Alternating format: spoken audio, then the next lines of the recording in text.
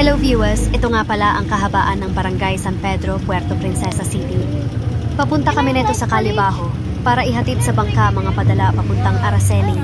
Nakasakay kami sa tricycle, ate ko driver at kasama dalawang anak niya. Magpapahangin na rin tuloy sa Baywalk dahil magkalapit lang naman sila ng pier. Tara samahan niyo kami.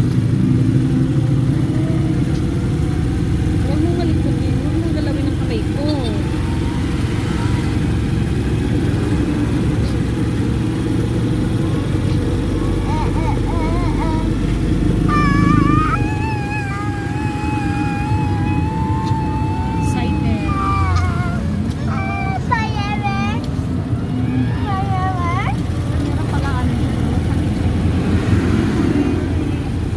Nasa pier na kami dito at hinihintay namin tao ng bangka para kunin mga padala namin. Shout out sa bangkang Totsi, sila naabutan naming bangka sa pier. Sila nga pala mga pamangkin ko, si Kuya Franz at si Ate Rian. Pero na. Nasa Baywalk na kami dito. Hindi ko na nakuhaan ibang ganap after namin mahatid padala sa bangka. Kumuha na pala kami dyan ng bike para kay Rian at 3 gulong para kay Franz. Ewan kung ano tawag sa napili niya, hehe. Marami rin ngang mga bata ang nagbabike sa mga oras na yan. Sa pagkakatanda ko, 9:00 ng gabi na yan. Ituloy-tuloy ko na lang ang video para makita naman ng mga bata sa paglaki nila kung paano sila nag-enjoy ngayon na mga bata sila. Ito pa lang si Kuya Franz, nakilala niya isang bata na nagdadrive rin ng bicycle na katulad ng sa kanya. Kaklase niya pala ito. Kaya mas nag-enjoy siya nung gabi na to. Magkaklas.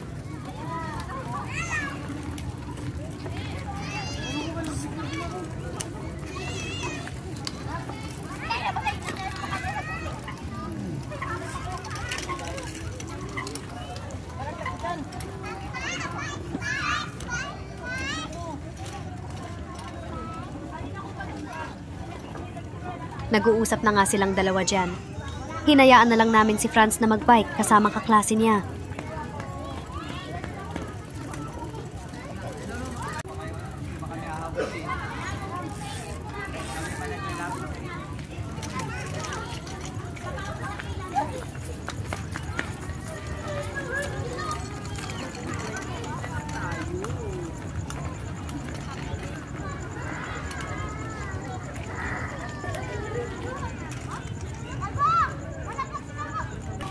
Samantala si Rian, nagpatakbo lang paikot-ikot malapit sa amin.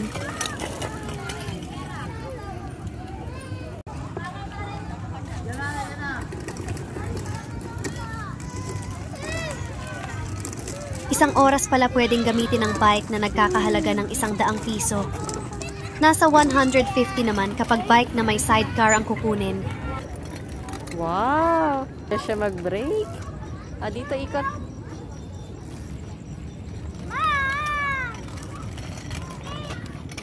See? Wow! Paliko! Dito iyan.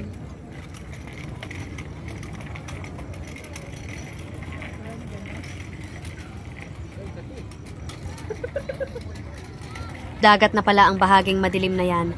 Ang mga ilaw ay galing sa mga bangka o di kaya ay sa mga bahay at establishment sa kabilang bahagi.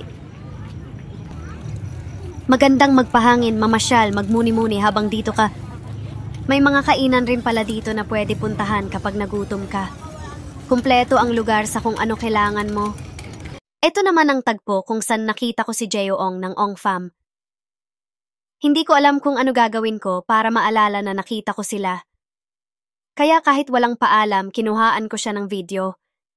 Hindi ko rin alam paano ko siya babatiin. Kami lang ng ate ko madadaanan nila nung time na yan.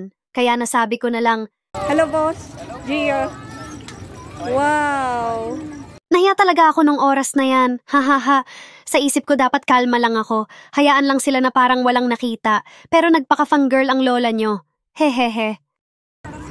Umikot lang nga sila at mukhang gusto lang rin mag-enjoy at mag-relax nung gabi na yan.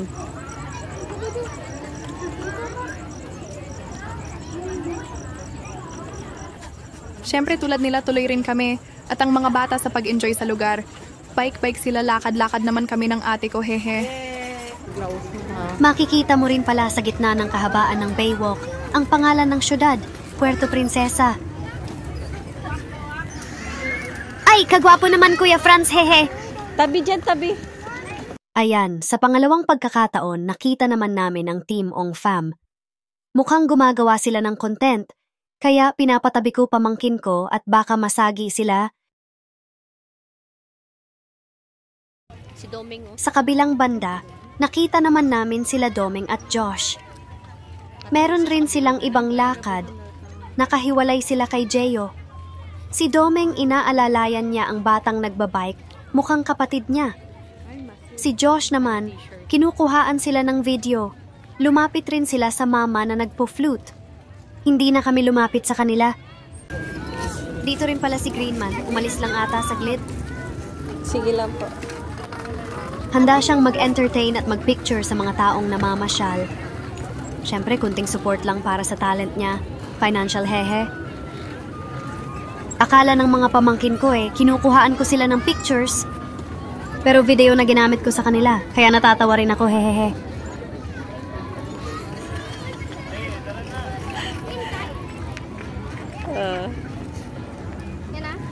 Tingin sa taas. Yo. Nag-decide na kaming umuwi na. Bukod sa pagod na sila, mukhang inaantok na rin. Oh, let's go na.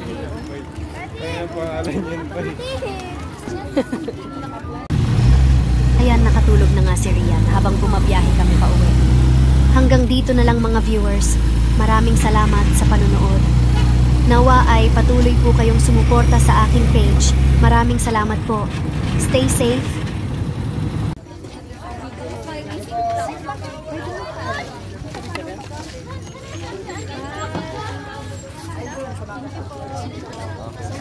Wow.